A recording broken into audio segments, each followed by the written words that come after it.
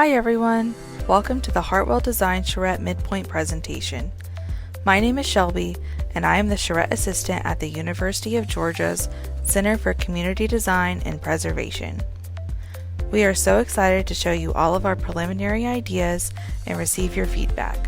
Your thoughts and feelings are crucial to our design and will shape our next ideas and decisions. So, you might be wondering, what is a charrette? A design charrette is a multi-day workshop that brings together designers and locals to focus on a particular planning issue and arrive at a collaborative solution. We are focusing on creating multimodal connectivity and bridging the gaps between certain points within the city. Here's some background about this project.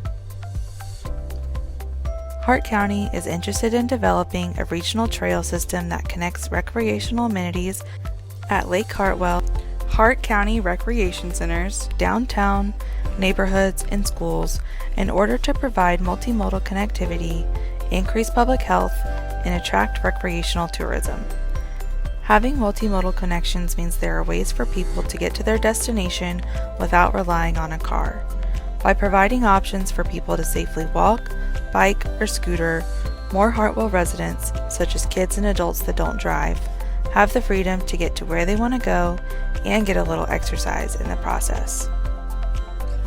Our goal is to create trail connections within the Lakeside Park Peninsula and from the park to the marina, as well as path systems and recreational enhancements between the marina and downtown, within the Rome neighborhood, and to local schools and parks. This connectivity would allow for longer hiking and biking routes, greater use of public facilities, and revitalization of an underserved neighborhood. Sidewalks, multimodal side paths, woodland trails, greenways, water-based ferries, and bridges are all design possibilities. After an initial meeting and tour of the town with local officials and stakeholders on September 23, 2022, UGA students from our landscape architecture, historic preservation, and urban planning and design programs developed some initial concepts that we hope to get your feedback on. This presentation concludes with a link to an online survey, and the UGA team will use your feedback to guide the next phase of our designs. Here's an overview of the four main areas we explored. Those areas are the Lakeside Park and KOA, Hartwell Marina and the connections to the marina from the park, the Rome neighborhood, and Highway 29 connectivity. The first area we will discuss is what is formerly Hart State Park, Lakeside Park, and KOA. Here are some of our ideas. First, let's talk about some site history. The former Hart State Park was decommissioned as a state park about 10 years ago, and the management of the resource was transferred to the Hart County government.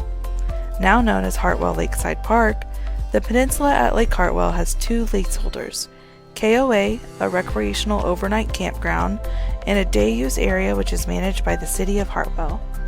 Each portion of the park offers amenities different from the other, which results in mutual benefits. Adding to and enhancing these amenities was our primary goal. Both have trail systems but physical barriers, such as misconnections and overgrown sections, which doesn't allow for the free flow use of day visitors and campers between the areas. Lakeside Park and KOA worked with the Army Corps of Engineers to create a new and improved master plan for the entire park. This plan, along with stakeholders' ideas, helped inform our proposed design. The main features we wanted to help visualize are the amphitheater, the adventure course, improved trail connections, and the restaurant and beach peninsula. From this, we created a concept design for Lakeside Park. The concept design here has been divided into three areas of focus, shown as A, B, and C. Each of these areas has distinct proposed features. Area A has a new restaurant with a layered deck and outdoor seating. The beach has been relocated to the end of the peninsula on the restaurant side, and a boat dock has been added where the old beach was. Area B is the amphitheater, which is placed within current trail boundaries. This amphitheater would be multi-use and have a view of the sunset in the evening. Behind the amphitheater is the campground check-in, where there would be an improved park entrance and improved trail connections. Having easy-to-read wayfinding and improved signage could really benefit those who enter the park. Area C is a second park entrance, zip lines, recreational trails, a ropes course, and park pavilions. Here are some examples of successful lakeside environments that have a multi-level deck, outdoor seating, and have close access from the water. Our concept shows an initial idea for this area. Below this are some examples of successful park amphitheaters that seamlessly blend into the topography and are cohesive with their natural outdoor setting. We designed this to fit within current trail boundaries and want this to blend into the environment. Area C was the outdoor recreation area and the location of a second entrance. Here are a few examples of what we would like to include in this area. Like the conceptual master plan, we also like the idea of a zipline course and a ropes course. Other improvements within this area that we'd like to see throughout the park would be improved signage and wayfinding, raised pavilions with lookouts onto the water, and well-maintained trails that vary in type and difficulty. We will now explore the concepts for the park and marina connections. Connecting Lakeside Park and the marina is one of the primary goals of the Charrette, and it's a very interesting design challenge. We've explored various ideas and alternatives to achieve this goal of connecting pedestrians wishing to cross from Lakeside Park to the marina and vice versa. We've explored several options and weighed their benefits and limitations of them. The most traditional option is a standard bridge, but this requires funding and approval from the Army Corps of Engineers. Still, it is a reliable form of infrastructure that will always be accessible and is free of charge to users. But in the meantime, creative, temporary solutions needed to be created. Outlined here are the first few ideas for this park-marina connection. Each idea has its pros and cons. The first idea is a water taxi. Water taxis are reliable and enjoyable, and they typically serve multiple stops over large river and lake systems. In this case, this may not be ideal for the short trip from the park to the marina, but it has the potential to serve other peninsulas as well. These are also generally privately owned, and because of this, they usually cost money to ride and operate. Swan boats are also a unique and fun idea. They could cost money or operate for free, but there are issues of liability and interference with boat traffic. Another alternative could be a ferry or pontoon. Though this is similar to the water taxi, we envision this to be city-owned, which could allow the rides to be free. There is a cost in maintaining and staffing the ferries, but they are very effective for moving people from place to place. Though these are typically for longer commutes, they could work for short distances as well. Some additional fun ideas are a gondola or lift. Though a gondola is a great tourist attraction for its unique nature, and it would be fun for tourists and residents alike, they are very expensive to install, and the short distance may not be worth the investment. This type of infrastructure would also require approval from the Army Corps of Engineers. The next idea is a floating pier. The one you see here is a temporary art installation in Italy. This would be a fun, creative alternative for both locals and tourists to use, but it may be unrealistic in some ways due to its interference with boat traffic. And finally, there's the option of a bridge. A bridge could have greater cost up front, but it also could be an excellent long-term solution. A bridge would also require specific dimensions and creative solutions to not disrupt the boat traffic, so this would need thoughtful consideration. The concept design here shows the two areas we have found to be most feasible for a park-marina connection bridge. Bridge Connection A directly connects the park to the marina. This direct access from a popular point in the park would be well utilized. Bridge Connection B connects two closer peninsulas and has the added benefit of less boat traffic disruption, but it is further from the busiest parts of the park and marina. Leading to and from these connection bridges are proposed trails within the park and additional proposed trails from the marina. Those additional connections are shown here. The map shows all the proposed trails between the marina, the park, and downtown. Creating a connectivity loop allows for more people to access the trail and use it for leisure and functionality. The photo below of Forest Avenue shows what this trail might look like on that street. We will now explore the Rome neighborhood, an area where the previously talked about trail connects through. The Rome neighborhood is a vital, in-town residential area that lacks easy, non-vehicular access to the lake, downtown, and schools despite its close proximity. Increasing this accessibility for Rome residents is an important opportunity for resident safety and town inclusion. In the heart of the Rome neighborhood lies the Hart County Training School. The Hart County Training School was a pillar in the community for many years. Between 1924 and 1970, it served as a foundational point in the community. In 1970, it was integrated and renamed Hart County Junior High School, and it's now known as the Hart County Head Start. This neighborhood will be an important focus of this charrette. Some of our main goals for this area are the design and use of the old gymnasium, placemaking and historic understanding, the engagement of residents, improvements of sidewalks and pedestrian infrastructure, and the expansion of the downtown mural project into Rome.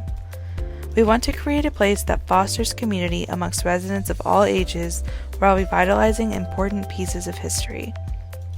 To achieve these goals, we propose that the current gymnasium be revitalized and turned into a community center. For this phase of the charrette, we will focus primarily on the gym. The old gym is currently located on the same lot as the Head Start School. From our current understanding, in the past, this area was used for recreation and was an important gathering point in the community. Currently, the gymnasium is in need of repair, and the old basketball courts have now been paved over and are used for traffic circulation. The current parking lot is a large, unused space that has the potential for a different use. You can see here where this gym is in relativity to the Head Start School, and you can see how this space looks today. With this in mind, we came up with ideas that will allow for a new community recreation area. To the left are our concepts for the improved gymnasium, recreation areas, and Head Start logistics. This plan incorporates basketball courts on the current parking lot, improvements to the gymnasium, and a picnic area in the currently unused green space between the gym and Head Start. This plan still allows for the parking lot to be utilized for the Head Start program pickup and drop-off. And this also allows for the historic school to once again be used as a social gathering space as capacity is built to fundraise and rehabilitate the historic gymnasium. The newly surfaced parking lot could become available for basketball games during pop-up signature events and programs whereby temporary basketball goals are brought in. If desired, the lot could be striped for parking spaces as well as basketball court markings with permanent goals that, like the light poles in a shopping center, would not disrupt parking arrangements. Here's an example of how this color-coded parking and basketball striping could coexist. Proposed improvements to the gymnasium are shown here. The refurbishing of the facade, addition of green space, elimination of the fence, and overall site improvements could greatly add to the area. We also envision that with focused efforts on improvements, this space can become a community center. With enhancements to the infrastructure and addition of activities, this could be a space that fosters community development and encourages neighborhood engagement. Here are two examples of community centers that have outdoor courts and picnic areas, walking paths, and a gymnasium. Both spaces are well maintained and offer activities for people of all ages. They offer programs or events for their community and are walkable from the neighborhood they are in. Features we think would be excellent additions to the Rome neighborhood. Another area we want to focus on connecting is Highway 29. This road currently cuts through Hartwell, and all of the schools are to the south of the highway. Highway 29, also known as Franklin Street, is a large street that runs to the center of downtown Hartwell and connects to the Hartwell Dam. Hartwell schools are separated from many neighborhoods by Highway 29, and the only current crossing points are in the downtown corridor. Creating safe, multimodal transit options to and from the schools and around key points in the city was the primary focus of this area. As mentioned before, having multimodal connections means there are ways for people to get to their destination without relying on a car. Constructing sidewalks, bike paths, and walking trails would allow these points to be accessible for many areas, and improving existing infrastructure would encourage alternative transit options among Hartwell residents. You can see here the proximity of the schools to the highway and an image of what this road currently looks like. After meeting with a group of Hartwell high schoolers, we determined that the primary challenge that needed to be solved in this area was the safe passage across Highway 29 into other destinations within a walkable distance of all 3 in-town schools. Creating ways for the students to independently walk to school and to their after-school activities helps foster independence, promotes physical activity, and helps alleviate in-town traffic. Legion Street became an important focus area because it's a primary connection between the schools and downtown. The photos on the top row show Legion Street now. The photo in the bottom left corner shows proposed Legion Street improvements. These improvements include features such as separate sidewalks, bike lanes, and trees. Creating a safe and visually appealing environment for students to walk through would encourage increased use of this connection node. Campbell Drive has also become an important focus area because it's a possible connection point to cross Highway 29. This photo shows Campbell Drive now and its proximity to the schools. The photo here shows the proposed Campbell Drive improvements. These improvements include features such as an additional sidewalk on the other side of the road and additional tree coverage. This area was chosen as a good connection point due to it already being a developed area and its proximity to the school from across Highway 29. Many towns have found great ways to increase connectivity and walkability, and several of our ideas use these towns as an example when considering a connective trail.